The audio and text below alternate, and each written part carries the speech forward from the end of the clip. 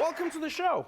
Thanks for having me on. Let me ask you a question that is oftentimes the elephant in the room. Sure, let's hear it. As a black Republican. That's the question. Yeah, there's not many of us. Right. There's not many Why do you of us. think that is? Look, I think that is because, look, my dad always says that he was a Republican from the first time Lincoln freed us, right? Mm-hmm. And How old was your dad? Exactly. He's 86. But we have to make sure that we're recruiting candidates. And a lot of times the Republican Party doesn't go into communities that could naturally identify with our philosophy and our beliefs. Right. However, if you don't show up to places, if you don't talk to people, if they don't trust you, then they're not going to listen to you. And Right. that's what I try to change. And that's, the district I actually represent is a 71% Latino district. It's 29 counties, 2 time zones, 820 miles of the border. It's larger than 26 states, and it's roughly the size of Georgia. And I go to places that Republicans have never shown up. And I think that's why I've been able to be successful. It's interesting, the area that you represent, because that is a part of the country that most of America is fighting over. Most people haven't been there, but that is what people are fighting over, the border. You actually represent a large portion of the border. What is going on down there? Because on one news channel, it is a war zone and the end of the world.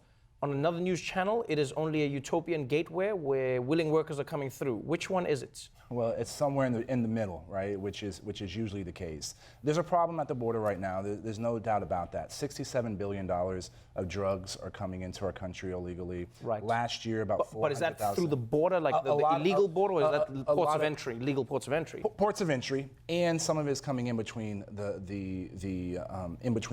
ports of entry. Right. But the bulk of it is actually coming in through our ports. You can't make $67 billion by bringing it in a book bag. Right. And to give some context to that number, Target, the home goods store, is $65 billion.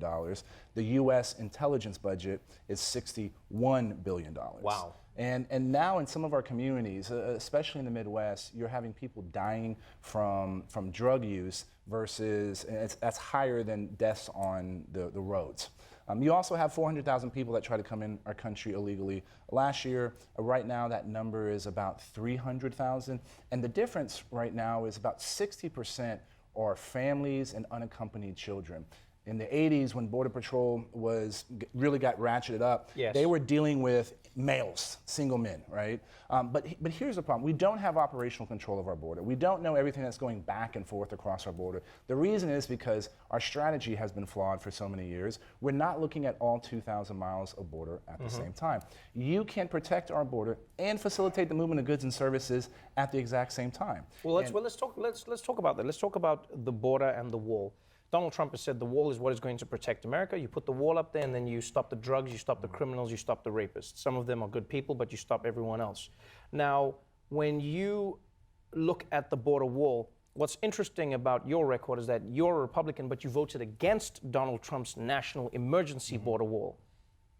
Why? How does that make sense for you as a Republican? Right. It makes sense for me as a Republican because I believe Congress was given the ultimate check and balance in government, and that's the power of the purse. Right. And Congress is the one that should be deciding how money is spent. Do you think that it's a national emergency? It's a major problem, but when you say national emergency, that gives the president powers to take money from other parts of the government to use it for something that he sees fit. And I don't believe we should be taking money from our bases. We've just rebuilt our military. We're making sure that the men and women that are keeping us safe have the proper facilities to train in, and you're taking money away from that in order to put it on something that I've said, building a wall from sea to shining sea is the most expensive and least effective way to do border security. The president actually agrees with that. Yeah. Well, it's interesting that you say that because Trump's messaging on the wall has evolved quite substantially over time.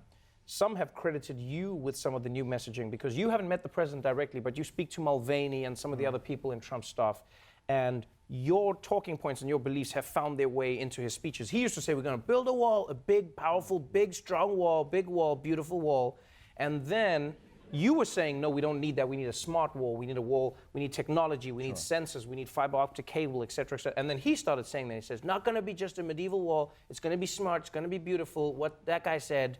And it feels like some of your message is filtering through. So what do you think America needs? What is your idea of this wall? A physical barrier in some places makes sense, where there's urban. In some places. In some places. Okay. And urban to urban contact. Okay. 2,000 miles of the border right now between the U.S. and Mexico. 654 miles already have some kind of barrier. Yes. Let's call it fencing. And then Congress over the years has passed another 88 miles.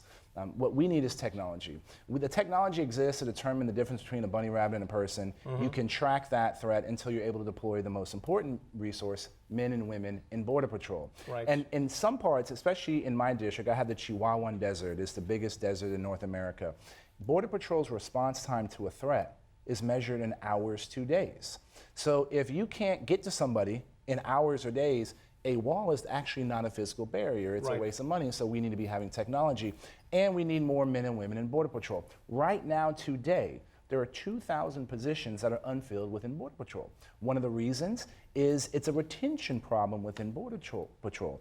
They do crazy things like they move someone from New Mexico to Texas, and that person is forced to pay for their own move of their kids and their family. No other entity in government does that. No private sector entity does that. And so those are some of the problems that need to be addressed to make sure that we have enough men and women in Border Patrol. You've also voted the opposite way to Trump. I mean, you've said that you are pro DACA kids getting an opportunity to stay in the United States. You said you are pro the Dreamers. Sure. Why would you go against what Trump has said and what so many Republicans have said? So the other thing with border security, we need to streamline immigration. When the economy is at 3.8, 3.9, 4% unemployment, what does that mean? That means whether you're in agriculture or artificial intelligence, you need workers. And the quickest way to do that is streamline our legal immigration system. If we do that, then we allow Border Patrol to focus on kingpin human smugglers and things like that. Oh, and by the way, we have to address root causes, which is in the Northern Triangle, El Salvador, Honduras, Guatemala, addressing violence and lack of economic opportunities there. But when it comes to Dreamers, 1.2 million young men and women who have only known the United States of America as their home, they're already contributing to our economy, they're already contributing to our society, they are already Americans. Let's make sure we have a permanent legislative fix for them. When I look at many of your policies, there are pages of your policies that are difficult to distinguish from what many Democrats are saying. I'll be honest, you know. Or the other way around. A lot of what you say, Democrats difficult. Well, I think there are more Democrats saying what you're saying than Republicans saying what you're saying. That's why I say that. So either way, though, what do you then think makes you a Republican? Look, I believe in minority rights. I believe in economic choice. I believe in consumer choice. I believe in separation of powers. These are all the things that I believe. Right. And so I'm going to continue to push this. But I also know that the only way we get big things done is by doing it together. And that is why I think, you know, all the legislation I've been able to get done under a Democratic president and a Republican president has been by working together. The major things we've ever seen happen get done that way. You have been credited for working together. I mean, you took a famous road trip with now, you know, running for the president, Beto O'Rourke. And the two of you really, you created a storm because it was the two of you on a Facebook Live. You're driving around, you know, the country in a rental car. I think you went from Texas to DC. Horrible decision. And the two of you were just hanging out in the car. And the point of this was to, I guess, rekindle the idea that policymakers from different sides of the aisle could get along. Why is that so important to you? We can agree without being disagreeable. We can disagree without being disagreeable. And I think that's one thing that we showed. And we also showed that way more unites us than divides us. Right. And if we focus on those things, we can get a lot of big things done. You know, this part of that is in my ethos. Right? I'm a classically trained engineer. I was an undercover officer in the CIA. And when you're going out recruiting spies and stealing secrets, you can't tell someone, oh yeah, we can't do that today, boss. Right. We don't have enough money or we don't have enough people. You do the job. And so that's the kind of perspective I try to bring to this. And again, the only way you do it is if we recognize way more unites us. Let me ask you this as one final question. How do you respond? Because I mean, you must be in a tough position, you know, and I've read what people have written about you, what they tweet at you, etc. But how do you respond to black Americans who say, Will, how can you support a party that very clearly tries to disenfranchise the black vote, very clearly tries to implement laws and ideas that oppress black people in America? How can you be a black person and a Republican? Isn't that in of itself a paradox? Not because no one can be what they want to be, but rather because this Republican Party specifically seems to favor ideas and laws that target black people. Well, I would say to that, I support growing the amount of people that can actually turn out and vote. You know, I support making sure that the police are properly trained and aren't targeting black men and women unnecessarily. I believe in things like opportunity zones to making sure that we're growing the opportunity for someone to move up the economic ladder. Right. You know, my dad's black, my mom is white. They grew up in South Texas, where they got married and moved to South Texas in 1971. And even then, my dad couldn't stop in restaurants or go to any hotel. He couldn't do that then. And then, you know, fast forward 40 years later, their youngest son is a member of Congress. And ultimately, for me, making sure that everybody's moving up the economic ladder. And while some people may espouse those things that you do, not everybody is that way. And so I disagree with the premise, and my goal is to make sure that we have a competition of ideas within the party and amongst the party. When you say you disagree with the premise, which part of the premise do you disagree with? So for instance, I'm saying let's remove opinion from it. Let's say, for instance, the Supreme Court ruling saying, hey, we've looked at multiple laws that Republicans have created in and around voting, and we found no other possible explanation for the laws other than racism, which the Supreme Court never wants to use. They never want to say that word. They don't rush to that. So I mean, do you disagree with that part of the premise, or do you disagree with the part of the premise that the Republican in North Party? Carolina about cracking and right? Look, that's the folks in North Carolina that made that decision, and saying that everybody who may have done that or pursued that does not mean that everybody within the party that believes that. That's an interesting point. Do you think then that the Republican Party has a broad range of people who are within it? Do you think? Because I'll be honest, this is what I've always said. I say to Americans, I say to my friends, I think because you have a two-party system, you are going to be in a space where you're either or either, but the range and the gamut of people in politics is a lot wider than just two sides.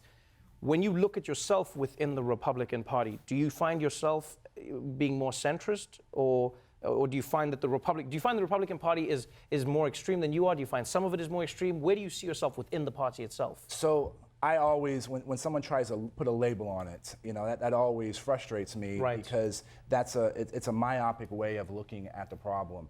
The Republican Party, there's a lot of different kinds of Republicans. The things that you and I have talked about here, most people are like, yeah, that makes a lot of sense. Definitely. When I go home, guess what? The folks that have been Republicans all their life, they agree with me, right? Democrats come up to me and whisper, I agree with you too, right? You know, and so there's a lot of people that are like me and believe my way, right? And so my point is why I come in and talk to folks like you and talk to groups that may not necessarily believe in the Republican Party, to say, listen, there are some of us that are thoughtful. There are some of us that are actually trying to solve problems. There are some of us that believe in helping people move up that economic ladder. That there are people that have been left out, and we need to make sure that we take care of them and that we give them a hand up. And so that's what I believe. And there's a lot of people that do believe my way, and we don't get enough opportunity to talk about it. So if I understand what you're saying, is you're saying some of them may be racist, some of them may be horrible people, but most, I assume, are good people. Well, I'm joking with you. Yo, man, can I be honest? Honestly, I appreciate you being on the show. I mean, like you say, we don't have to agree on everything, but I mean, as the audience hears, you make sense. You know, you are thoughtful in a lot of the things that you say, and I appreciate you coming out here. I joke with you, but I wish we could have more of these conversations from all sides. So thank you very much for being on the show. Let's do that. I appreciate you. Congressman Will Hurd, everybody.